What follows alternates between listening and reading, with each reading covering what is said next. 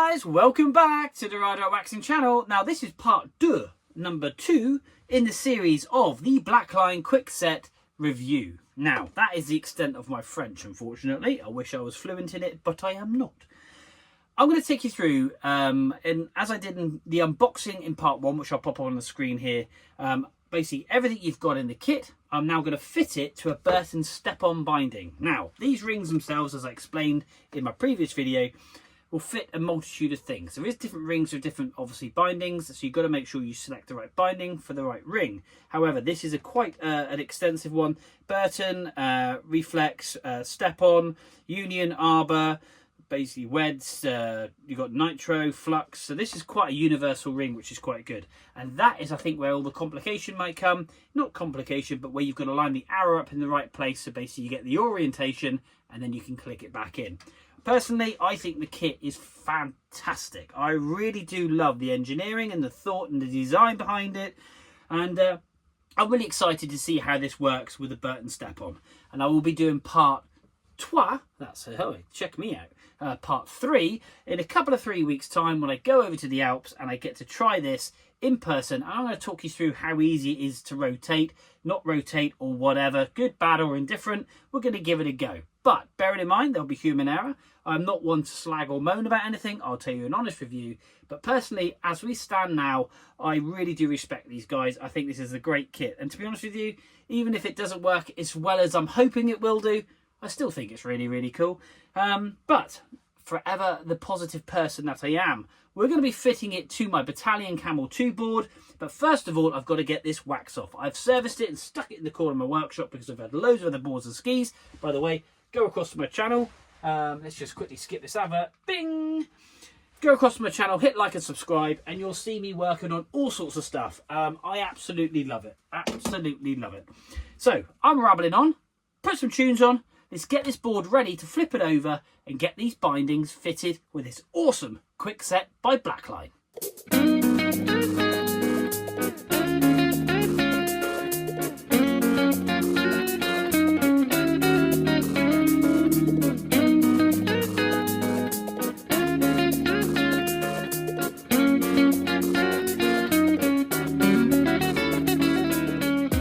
Right guys, okay, the board is being de-waxed and polished and that thing is mint. This thing's ready to fly. But before I go wrapping it all up, obviously I've got the Quickset binding.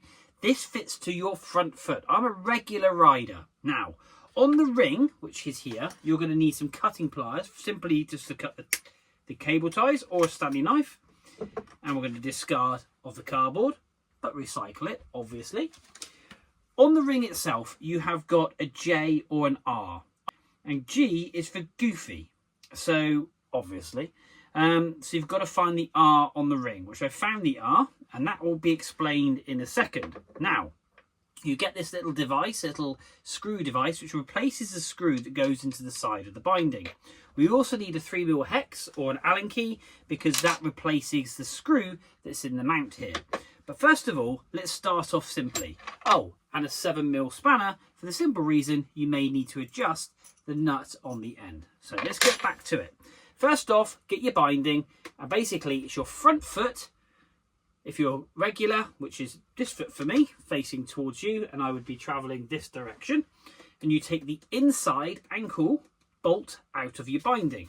And this is for Burton step-on at the moment. So I'm going to take my screwdriver, and I'm just going to take out the screw. Now there is a captive nut on the inside of the Burton step-on, which is quite cool. And just try and hold it all together so nothing becomes misaligned. Now, one thing I will be doing, because the bolt coming out has got a little bit of Loctite on, I do love a little bit of 243 Loctite. This goes on all my binding screws. One thing I will say to you is, do not use green Loctite, okay? Because that is like basically welding glue. So I'm going to put a little bit of blue Loctite just on there.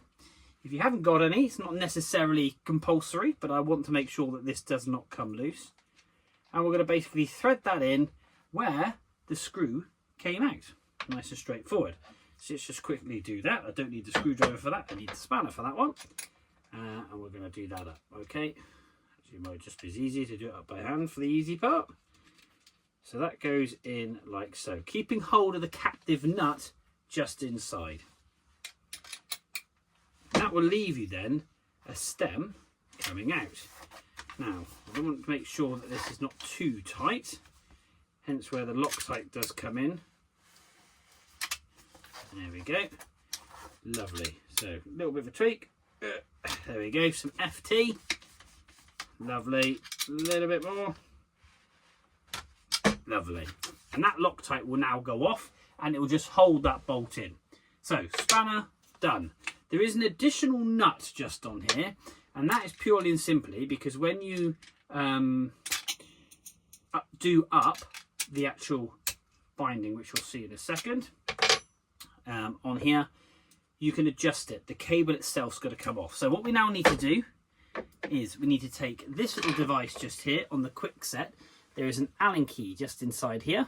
Okay, we need to get the Allen key and take that screw out. Now, what I would say again is when you take it out, hold it nice and firmly so nothing falls out or becomes misaligned.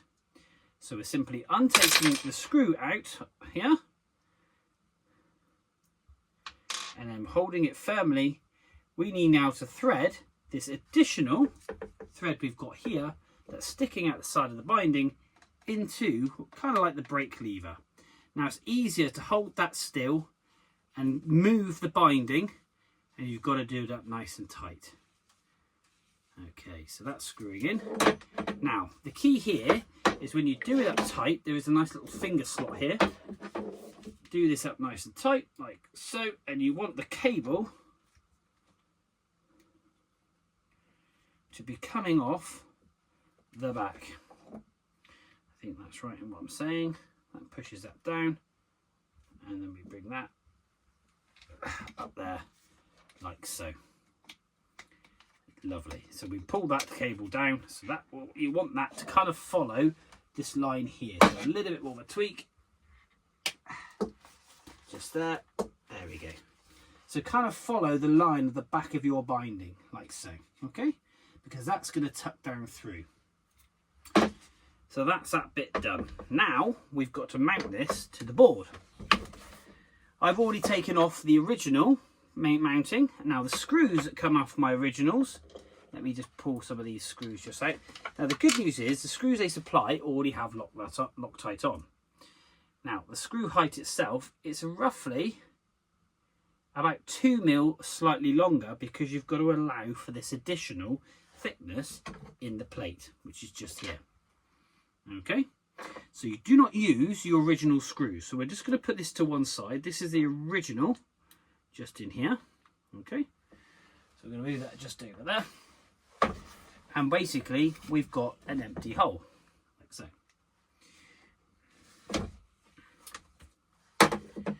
Now this is the bit that I'm kind of working out for myself. We're going to plonk this in here like so. Right, okay, so there's the R. I've got the arrow already in the binding. Now what we must do is put my Loctite button back on, move these screws out of the way.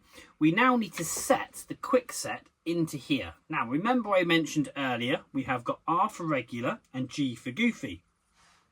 Now the easiest thing would be is to unlock the tab. So you pull this lever up, which engages it, which pulls these little triggers on the side of the disc in. Place the disc on the table and then find the R.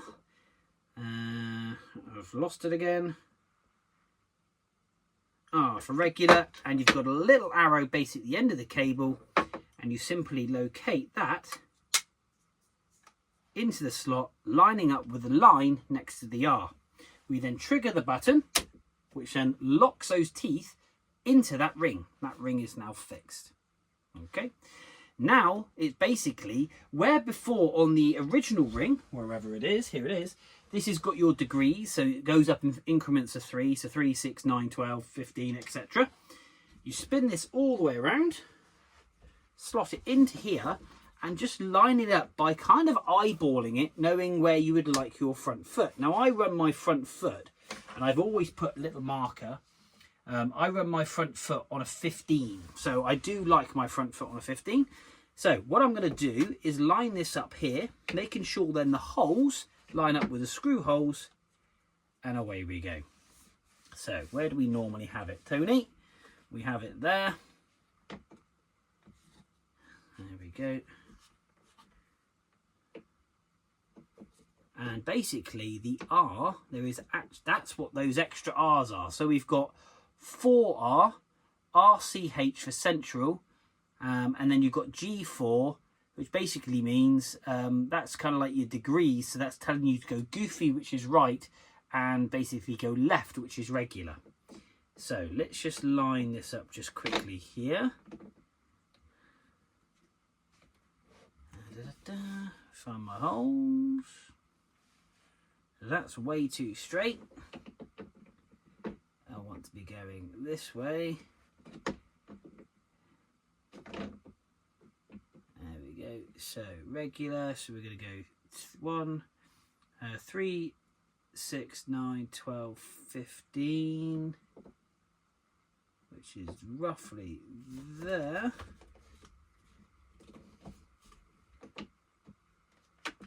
There we go. From hole, there we go, just there. So that would be my 15 degrees. You use your new screws and you simply screw that straight in to the board. Then your quick set is set. And to fire it off, like I say, that's to fire it off, and that's to engage it to allow you to twist your foot. So bear with me a second, let's get this screwed in, and I'll show you it in operation just in a sec. Okay guys, so this is now all done up nice and tight. I'm going to move this out of the way just a second. It does, like I say, if I'm brutally honest, and I'm going to be brutally honest, there is always a little bit of hesitation because I've done them up what I would call normally tight with a screwdriver, like you would do any of these screws. Obviously I always slack mine off because I don't like pulling the board through. But when you go riding, you crank them down nice and tight. You don't actually do that with these screws. Now, if you do them down tight like I did, you can't physically twist it, which is obvious. But you'd like to think there would be some kind of space or resistance. But that said, like I say, you click the trigger up, so that's basically locked. I physically can't move the binding at all. Okay, and then you pull this little figure up, and then basically that allows you then to twist your binding. Now I've got mine relatively stiff because I'm thinking to myself, that is then how you would skateboard. And then you'd use your foot and your body weight. Now bearing in mind, normally you'd have your body weight bearing down on this. You would twist your foot again. So I've made it quite tight for myself to do it by hand, where you can imagine the power of your leg. So there is a little bit in my head. Do I just simply, I've taken the screwdriver, I've done them up, and then I'm just giving it a little bit of twist until it starts to grab. Let's pop you in my hand and I'll show you exactly what I mean. So here we are. Here is the setup. That is your trigger, and I think you just basically, you use your other foot then to come across, and you would bang this, which would then engage, okay, and then your binding does not move, okay, and then you flick this up. So you'd normally hold on to top of here and you flick it, pull it up with your hand. So I think that's possibly what this bit's for, this indentation. I might just tighten this up a little bit more on the binding, because when I do push on it, it's a little bit loose, as you can see just there. So I'm just going to tighten that up a little bit, just a bit of fettling. But then, like you say, you click that in and it engages it. So let's just pull it out for the sake of this, engage it. The cable sits in quite nicely, which I've tucked in around there. And obviously my stomp pad will click in just around it. Now, there is the R and there is the arrow.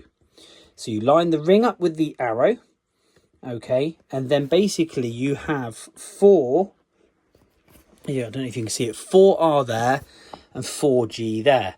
Goofy, regular. So this is your regular side, that's your goofy side. And what I've done is I've used that 4R, and I've actually normally run it on 15. I'm actually running it on 9 because I'm going to straighten my foot up a little bit and see how we get on. But that said, if we quickly take the screwdriver, these, no pressure there at all. These are quite loose. If I do them up too tight, I'm just literally putting no pressure until the actual screwdriver jumps out and bites. If I do it any tighter than that by grabbing hold of the top of it, the actual screwdriver itself, the actual device does not move.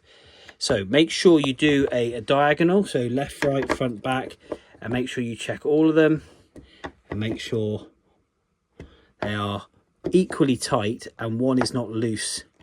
So just give them all kind of a crank and then go back and then go diagonal, and that way then you'll get an even pressure on the disc. And again, I am putting no effort on this screwdriver whatsoever, and as you can see, but I think that will, now there's Loctite on these screws, which I think there needs to be, but what I would say is I am going to take my spare disc with me just in case, because I am concerned that this may get a little bit loose. It may not, but I am going to test it on the mountain. Okay, so let's just prop you up and I'll show you again from a third person's perspective.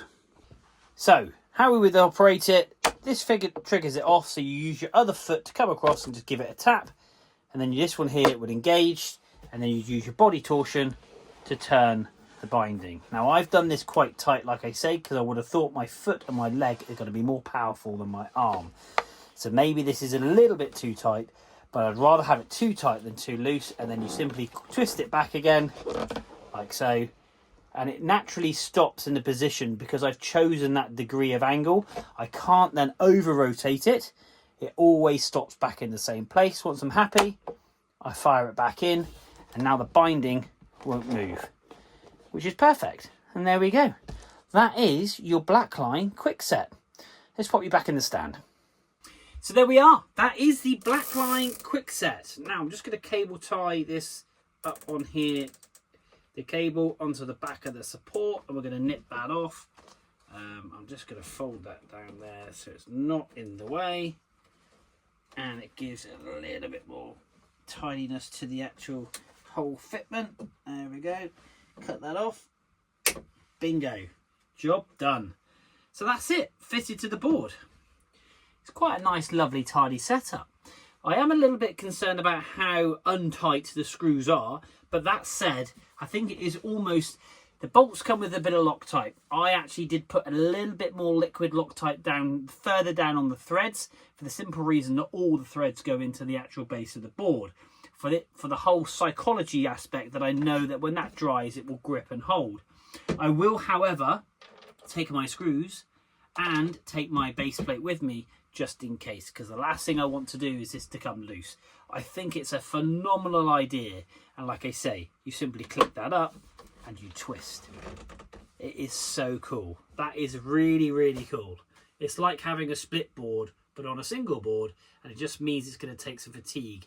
Be interesting to see if I've over tightened it slightly. I don't know, but I will be taking some bits with me, and I will be doing part 3 and trois, check out the French, when I go with me over to the Alps, and we just fire that in. And yeah, that's basically it. I think it's a really clean, sensible idea. And yeah, well done, Blackline. Like I say, you're pushing the boundaries of snowboarding and making our lives slightly easier. So guys, thank you very much indeed for watching. Please do like, share and subscribe for part 3, if anything else. I'm well happy with this. The only thing I've got to do is just tighten this up here, as it's a little bit loose, which I'm going to do shortly. So guys, that's it. Until the next episode. We'll see you soon.